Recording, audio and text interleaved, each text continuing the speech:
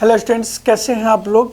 तो मेन जो आज हमें करने हैं क्लास 9th वाले, मुझे पता था कि आप पूछोगे तो याद आ गया हमें कि मिड पॉइंट ऑफ थ्योरम का जो converse of mid point theorem वो हमें प्रूफ करना है।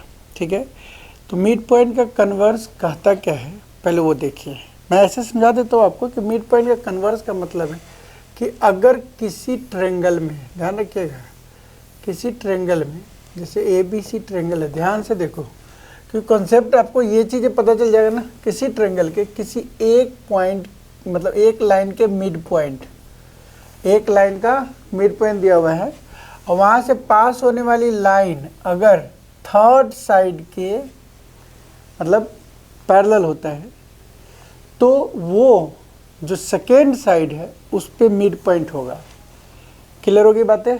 मतलब हमारे पास गिवन जो होगा मिड पॉइंट थ्योरम में, अगर लाइन देखोगे तो लिखेगा the line drawn through the mid point of one side of a triangle that is parallel to another side. ठीक है, आपके बुक में है मिड पॉइंट थ्योरम के बाद वाला जो थ्योरम है। ठीक है, कि a line drawn from the mid point of one side, mid point of one side. Clear हो गई। मतलब कन्वर्स ऑफ मिड पॉइंट है, कन्वर्स ऑफ मिड पॉइंट। इसमें क्या है कि मिड पॉइंट का कन्वर्स का मतलब कि हमारे पास जो गिवन है वो क्या, ध्यान दे दो, पहले गिवन लिख लो कि D जो है ना, D is mid point sir, mid point of AB। हाँ, तो लिख दिए। दूसरी बात है, जो D मिड पॉइंट है, D से DE लाइन जो पास कर रही है ना, वो DE जो है पैरेलल है अनदर साइड का, तो लिखेंगे DE पैरेलल टू BC। ये भी गिवन है ना, DE parallel to BC given. तो दो बात गिवन है, तो हमें नीड टू प्रूफ क्या करना है, नीड टू प्रूफ करना है वो बात है। सेकेंड पॉइंट लिखेंगे need to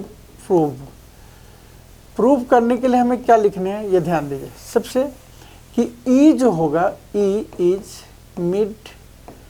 mid point of AC। That means कि AE जो है इक्वल होगा EC के। ये बातें में प्रूफ करने हैं। मैंने आपको बताया था किसी भी थ्योरम को प्रूफ करने के लिए आपको सबसे पहले गिवन डेट लिखना है, गिवन के बाद नीड टू प्रूफ, उसके बाद अगर कंस्ट्रक्शंस है तो कंस्ट्रक्शन करने हैं, तो कंस्ट्रक्शंस कर दिया। आप कंस्ट्रक्शंस हमने किया, क्या मैंने कंस्ट्रक्शन में किया कि DE को आगे बढ़ाया F तक। क्या लिखा, तो लिखेंगे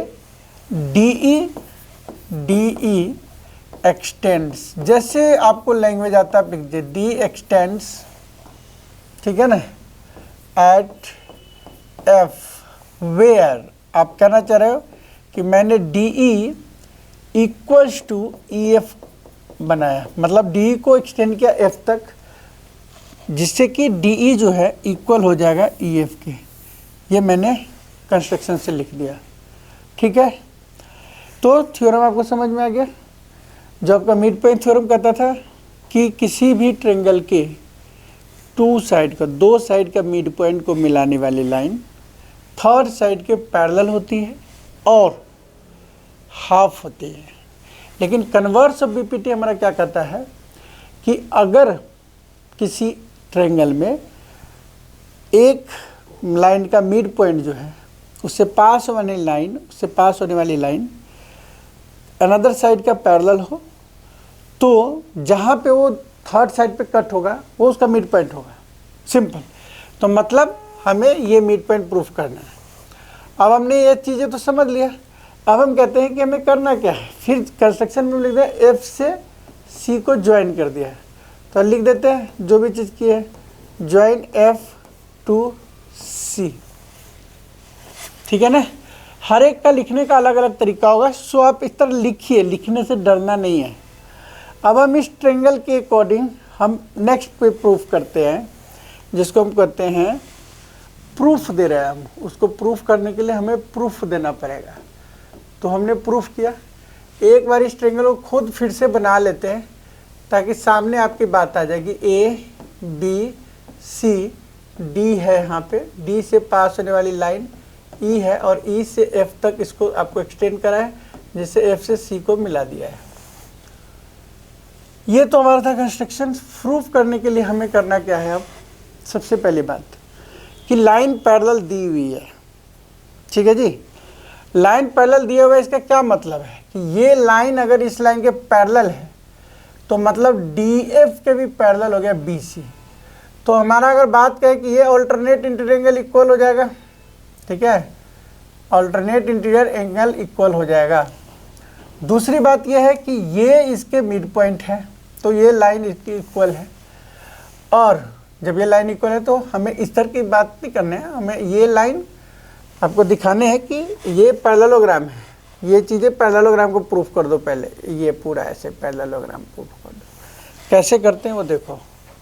हमने क्या कहा कि हमारे पास डी ई पैरेलल दिया हुआ है बी सी के, तो हम कह रहे हैं कि भैया डी एफ भी पैरेलल हो जाएगा बी सी के। क्या जाता है, स्टेटमेंट लिख लिख के अपने आप को वो कर लीजिए। अब इक्वल है और आप जानते हैं कि डी ई जो है वो equal to half of B C रहा होगा, ठीक है। तो इसका मतलब क्या हुआ कि 2DE की जो वैल्यू है वो BC के बराबर है ना, है।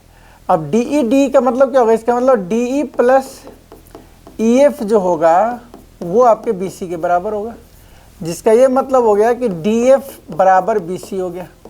अब इस दो पॉइंट्स को लेके आप बात कीजिए, एक ये वाला पॉइंट की पैरेलल एंड इक्वल, तो हम यहाँ लिख सकते हैं ना, वन अपोजिट साइड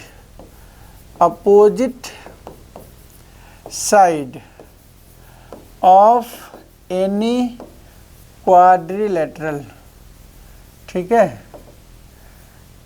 क्वाड्रिलेटरल लिख लेना। One opposite side of any quadrilateral equal and parallel, ठीक है, then it is parallelogram,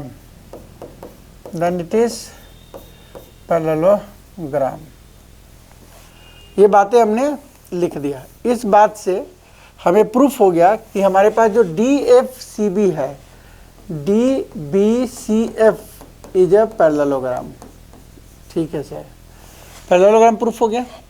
और जब पैरेललोग्राम प्रूफ हो गया तो इससे क्या होगा कि हमारे पास ये जो है ना, ये और ये मतलब एंगल ADE इक्वल हो जाएगा EFC के, EFC, ठीक है। अब आपके पास समान इजी हो गया। और ये साइड ऑलरेडी आपके पास, जब ये पैरेललोग्राम हो गया तो आप खुद ही देखिए कि BD के जो बराबर है ना FC है, तो इसका मतलब क्या है कि AD के बराबर भी FC होगा। तो एक पॉइंट तो ये हो गया, एक एंगल ये हो गया, एंड दूसरा एक साइड जो है ना इस ट्रायंगल ऐसे प्रूव कर रहा हूँ, यहाँ पे देखिए। और DE जो है, DE बराबर हो गया EF के, तो हो गया ना SAS, जो ट्रायंगल है कौन सा ADE, वो ट्रायंगल कॉन्ग्रुएंट हो गया EFC के, ठीक है। अब हमें मेनली ये ट्रायंगल को कॉन्ग्रुएंट प्रूफ कर लिया। कॉन्ग्रुएंट प्रूफ करने से क्या हुआ कि आपका बाई CPCT, ठीक है ना, दूसरे पे लिखते हैं AE EC के बराबर हो गया। तो क्या लिखेंगे, by CPCT AE equal to EC, मतलब साफ है कि E is mid point of AC। Proof हो गया।